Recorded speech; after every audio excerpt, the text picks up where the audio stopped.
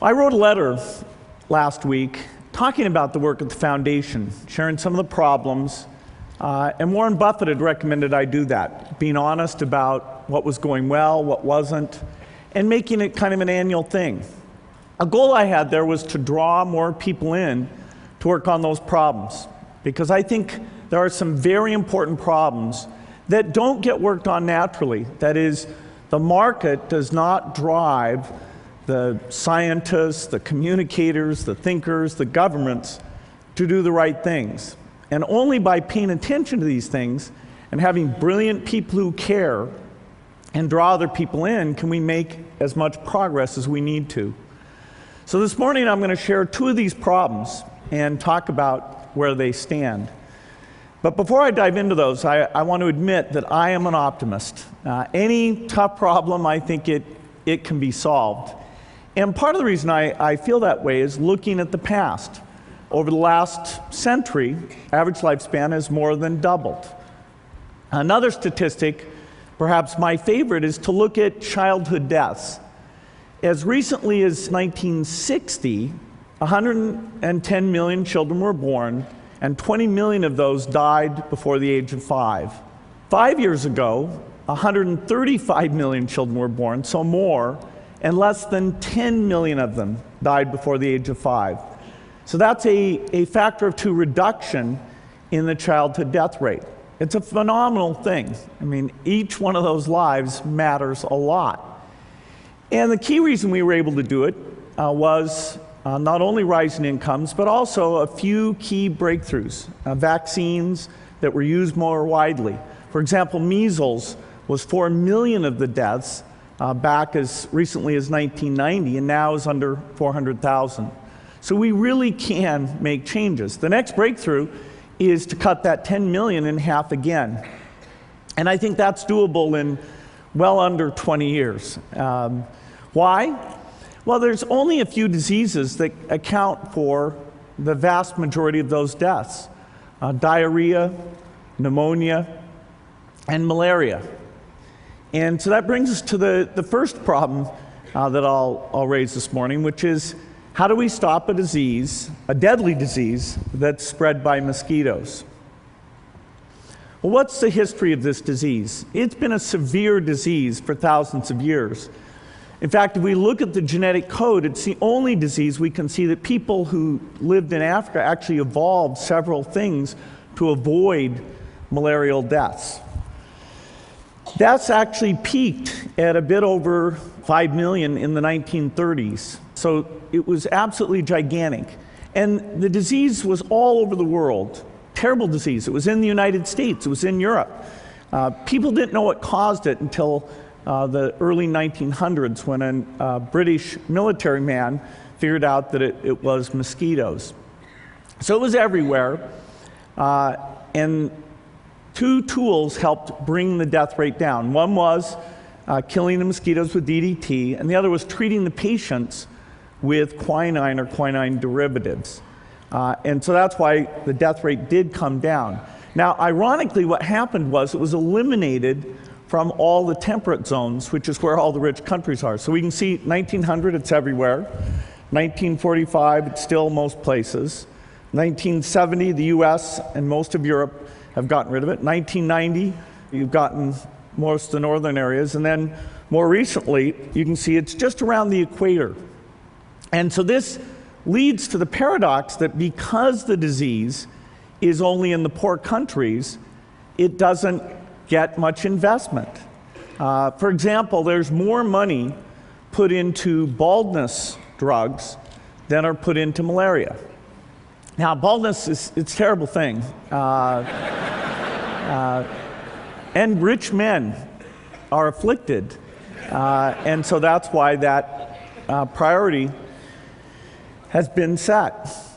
But malaria, even the million deaths a year caused by malaria greatly understate its impact. Over 200 million people at any one time are suffering from it. Means that you can't get the economies in these areas going because it holds things back so much.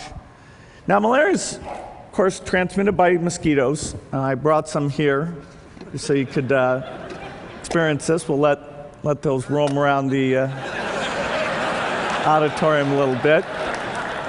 There. There's no reason only poor people should have the experience.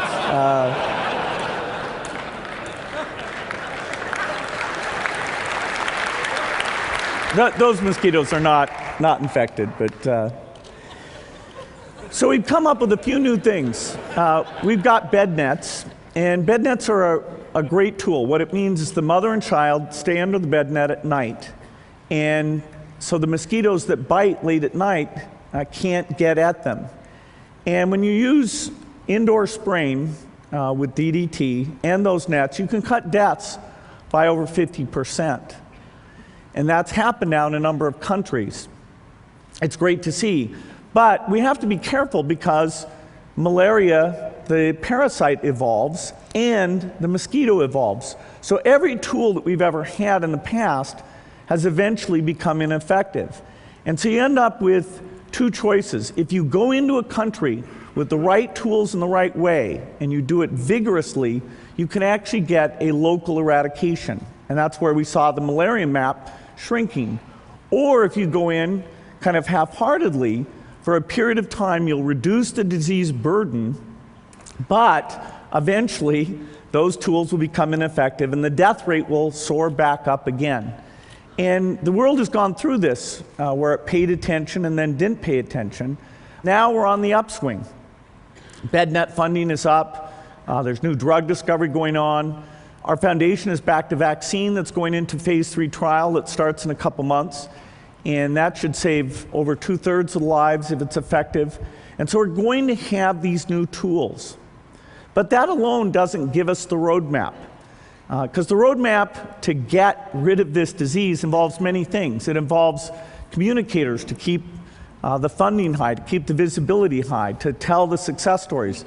It involves social scientists, so we know how to get not just 70% of people to use the bed nets, but 90%. We need mathematicians to come in and simulate this, do Monte Carlo things to understand how these tools combine and work together. Of course, we need drug companies to give us their expertise. We need rich world governments to be very generous in providing aid for these things.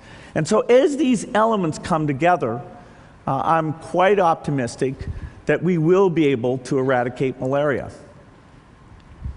Well, now let me turn to a second question, a fairly different question, but I'd say equally important. And this is, how do you make a teacher great?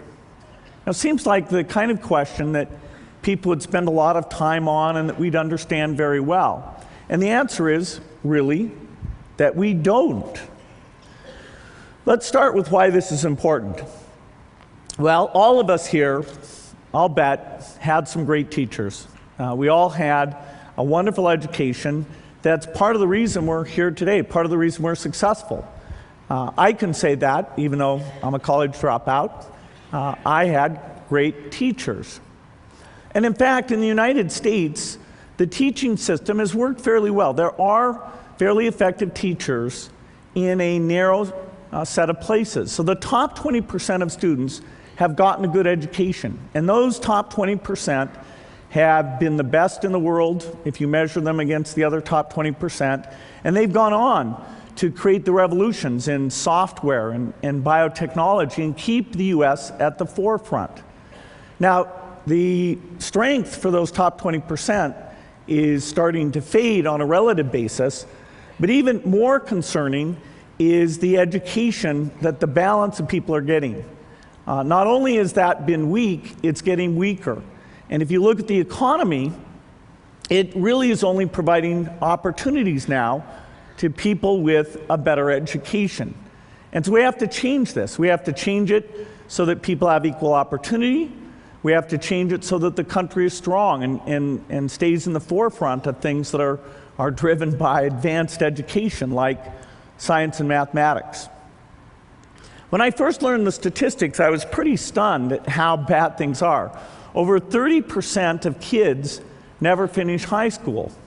And that had been covered up for a long time because they always took the dropout rate as the number who started in senior year and then compared it to the number that finished senior year because they weren't tracking where the kids were before that. But most of the dropouts had taken place before that. And so they had to raise the stated dropout rate as soon as that tracking was done to over 30%. For minority kids, it's over 50%. And even if you graduate from high school, if you're low income, you have less than a 25% chance of ever completing a college degree. If you're low income in the United States, you have a higher chance of going to jail than you do of getting a four-year degree. And that, doesn't seem entirely fair. So how do you make education better? Our foundation for the last 9 years has invested in this. There's many people working on it. We've worked on small schools. We've funded scholarships. We've done things in libraries. A lot of these things had a good effect. But the more we looked at it, the more we realized that having great teachers was the very key thing. And so we hooked up with some people studying how much variation is there between teachers, between, say, the top quartile, the very best, and the bottom quartile. How much variation is there within a school or between schools? And the answer is that these variations are absolutely unbelievable. A top quartile teacher will increase the performance of their class based on test scores by over 10% in a single year. What does that mean? Well, that means if the entire US for 2 years had top quartile teachers, the entire difference between us and Asia would go away. And within 4 years, we would be blowing everyone in the world away. So it's simple. All you need is those top quartile teachers. And so you'd say, well, wow, that's good. We should reward those people. We should retain those people. We should find out what they're doing and transfer that skill to other people. But I can tell you that absolutely is not happening today. What are the characteristics of this top quartile? What do they look like? You might think, well, these must be very senior teachers. And the answer is no. Once somebody is taught for 3 years, their teaching quality does not change thereafter. The variation is very, very small. You might think, well, these are people with master's degrees. They've gone back and they've gotten their master's of education. This chart takes 4 different factors and says, how much do they explain teaching quality? That bottom thing, which says there's no effect at all, is a master's degree. Now, the way the pay system works is there's 2 things that are rewarded. One is seniority, because your pay goes up and you vest into your pension. And the second is giving extra money to people who get their master's degree. But it in no way is associated with being a better teacher. Teach for America, slight effect. For math teachers, majoring in math is a measurable effect. But overwhelmingly, it's your past performance. There are some people who are very good at this. And we've done almost nothing to study what that is and to draw it in, to replicate it, to raise the average capability, or to encourage the people with it to stay in the system. You might say, well, do the good teachers stay and the bad teachers leave? The answer is, on average, the slightly better teachers leave the system, and it's a system with very high turnover. Now, there are a few places, very few, where great teachers are being made. A good example of one is a set of charter schools called KIPP. KIPP means knowledge is power. It's an unbelievable thing. They have 66 schools, mostly middle schools, 7 high schools, and what goes on is great teaching. They take the poorest kids, and over 96% of their high school graduates go to 4-year colleges. And the whole spirit and attitude in those schools is very different than in the normal public school. They're team teaching. They're constantly improving their teachers. They're taking data, the test scores, and saying to a teacher, hey, you caused this amount of increase. And so they're deeply engaged in making teaching better. When you actually go and sit in one of these classrooms, at first it's very bizarre. I sat down and I thought, what is going on? The teacher was running around and the energy level's high. I thought, well, I'm in the sports rally or something. What's going on? And the teacher was constantly scanning to see which kids weren't paying attention, which kids were bored, and calling on kids rapidly, putting things up on the board. It was a very dynamic environment because particularly in those middle school years, 5th through 8th grade, keeping people engaged and setting the tone that everybody in the classroom needs to pay attention. Nobody gets to make fun of it or have the position of, the kid who doesn't want to be there. Everybody needs to be involved. And so KIPP is doing it. How does that compare to a normal school? Well, in a normal school, teachers aren't told how good they are. The data isn't gathered. In the teacher's contract, it will limit the number of times the principal can come into the classroom, sometimes to once per year. And they need advance notice to do that.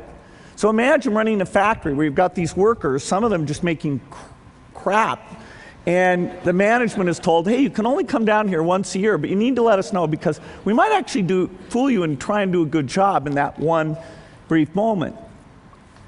Even a teacher who wants to improve doesn't have the tools to do it. They don't have the test scores.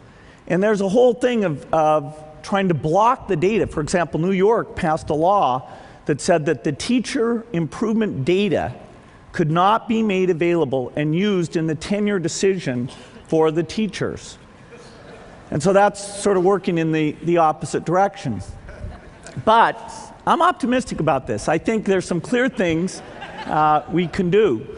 First of all, there's a lot more testing going on, and that's given us the picture of where we are. And that allows us to understand who's doing it well and call them out and find out what those techniques are. Of course, digital video is cheap now. Putting a few cameras in the classroom and saying that things are being recorded on an ongoing basis is very practical in all public schools. And so every few weeks, teachers could sit down and say, okay, here's a little clip of something I thought I did well.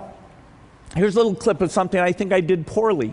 Advise me when this kid acted up. How should I have dealt with that? And they can all sit and work together on those problems. You can take the very best teachers and kind of annotate it, have it so everyone sees who is the very best teaching this stuff. You can take those great courses and make them available so that a kid could go out and watch the physics course, learn from that. If you have a kid who's behind, you would know you could assign them that video to watch and review the concept. And in fact, these free courses could not only be available just on the internet, but you could make it so that DVDs were always available, and so anybody who has access to a DVD player can have the very best teachers. And so by thinking of this as a personnel system, we can do it much better. There's a book actually about KIPP, the place that this is going on, that Jay Matthews, a Newsweek reporter, wrote called Work Hard, Be Nice. And I thought it was so fantastic, it gave you a sense of what a good teacher does. I'm going to send everyone here a free copy of this book.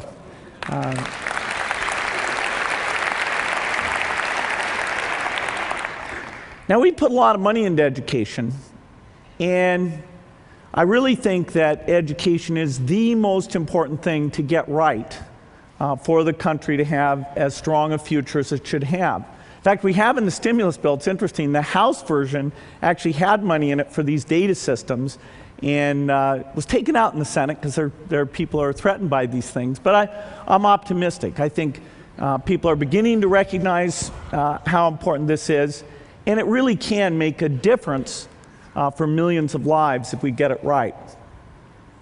Well, I only had time to frame those two problems. There's a lot more problems like that. AIDS, pneumonia.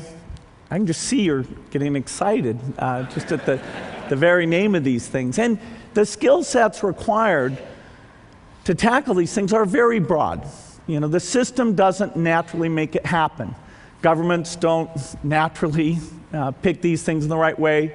The private sector doesn't naturally put its resources into these things. So it's going to take brilliant people like you to study these things, get other people involved, and you're helping to come up with solutions. And with that, I think there's some great things that will come out of it. Thank you.